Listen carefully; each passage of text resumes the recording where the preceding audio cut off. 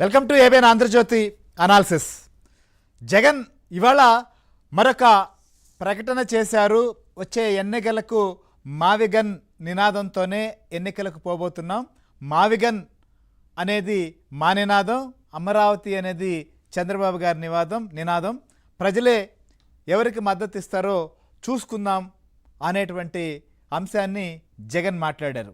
So మావిగన్ Jagan చెప్తున్నట్టుగా, ఆయన ప్రతిపాదిస్తున్నట్లుగా మావిగన్ అమరావతికి కనుచూపు మేరలో నిర్మాణాలు జరుగుతున్నటువంటి ప్రాంతం. అక్కడికి జరుగుతున్నటువంటి ప్రాంతాన్ని వదిలేసి ఇక్కడికి రావాలి అని జగన్ చెప్తున్నాడు. సో అమరావతి అభివృద్ధి చెందితే ఈ ప్రాంతం అంతా ఒకటి అవుతుందా లేదా? సో ఏ ఉద్దేశంతో ఈ మాట చెప్తున్నారు?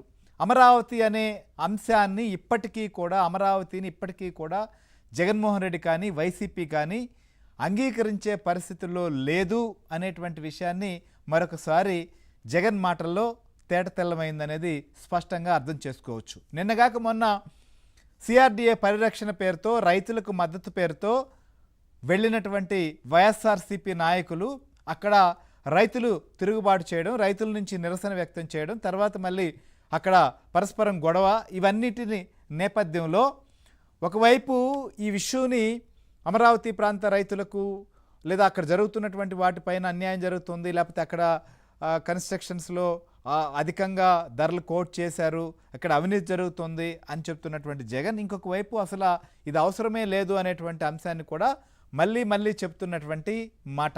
ఇవాళ మావిగన్ చెప్పినటువంటి జగన్ గతంలో కూడా అనేక సందర్భాల్లో అనేక సార్లుగా దాదాపుగా 8-9 సార్లు వివిధ 9 రకాలుగా రాజధాని గురించి జగన్ మాట్లాడినటువంటి పరిస్థితి. ఈరోజు సోషల్ మీడియాలో ఇదే అంశం పైన ఎక్కడ చూసినా వైరల్ అవుతోంది. సో అసలు రాజ్యాంగంలో రాజధాని అనేది లేదు, రాష్ట్రానికి రాజధాని అవసరమే ఉంది, రాజధాని కావాలంటే ముఖ్యమంత్రి ఎక్కడ కూర్చుంటే అక్కడ రాజధాని, లేదా ఎక్కడ సెక్రటరియట్ అసెంబ్లీ ఉంటే అక్కడ రాజధాని, ఇలా రకరకాలైనటువంటి స్టేట్మెంట్లు ఇస్తూ రకరకాలుగా కన్ఫ్యూజ్ చేస్తూ ఉన్నటువంటి జగన్ ఇప్పుడు మావిగన్ పేరుని తెరపైకి తీసుకొచ్చి కొత్త నాటకానికి తెరలేపారనేది స్పష్టంగా అర్థం చేసుకోవచ్చు. ఎందుకంటే గతంలో వైఎస్ఆర్సీపీ అధికారంలో ఉన్నప్పుడు వారు చెప్పింది 3 ప్రాంతాల అభివృద్ధి, 3 ప్రాంతాల్లో రాజధాని ఉండాలి, న్యాయ రాజధాని కర్నూలు, అలానే శాసన రాజధాని అమరావతి, ఎగ్జిక్యూటివ్ రాజధానిగా వైజాగ్ అని చెప్పి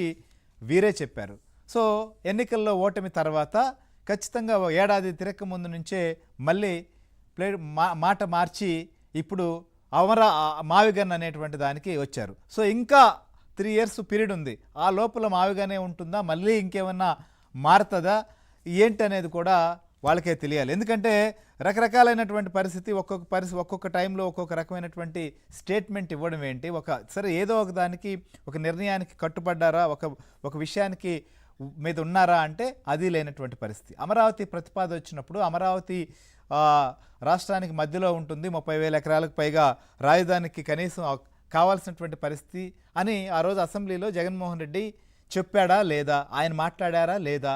సో దానికి నేరుగా సమాధానం లేనటువంటి పరిస్థితి ఇప్పుడు ఈ స్థితికి తీసుకొచ్చారు. సో దీనిపైన ఎన్నికలకు సంబంధించినటువంటి విషయాన్ని కూడా జగన్మోహన్ రెడ్డి పెట్టడం, ఇప్పటి నుంచే ఆ విషయాన్ని ఆయన మాట్లాడుతున్నారు అని అంటే ఖచ్చితంగా అమరావతి పైన వారికి ఉన్నటువంటి ద్వేషం కావచ్చు, అమరావతిని ఇంకా కూడా వారు గుర్తించలేనటువంటి పరిస్థితి, అంగీకరించలేని పరిస్థితి, ఒప్పుకోలేనటువంటి పరిస్థితి అనేది చాలా స్పష్టంగా అర్థమవుతోంది. సో ఒక్కొక్కసారి ఒక్కొక్క టైంలో ఒక్కొక్క సంవత్సరంలో ఒక్కొక్క రకమైనటువంటి ప్రకటన ఏంటి అనేటువంటిది ఇవాళ ఆంధ్రప్రదేశ్ వ్యాప్తంగా చర్చించేటువంటి అంశంగా మారిపోయింది. ఎందుకంటే ఇప్పుడు కర్నూలులో అప్పుడు న్యాయ రాజధాని అన్నటువంటి జగన్ కర్నూలు కావచ్చు, రాయలసీమ ప్రాంత ప్రజలకు ఏం చెప్తారు, లేదా ఎగ్జిక్యూటివ్ క్యాపిటల్ వైజాగ్ అంటూ చెప్పినటువంటి జగన్ ఆ రోజు ఉత్తరాంధ్ర కానీ వైజాగ్ వాళ్ళకి ఇప్పుడు ఏమని చెప్తారు? వాళ్ళందరికీ కూడా మావిగన్ మీరందరూ కూడా అంగీకరించాలని చెప్తారా? సో అప్పుడు రైట్ అయింది, ఇప్పుడు రాంగ్ అయిందా?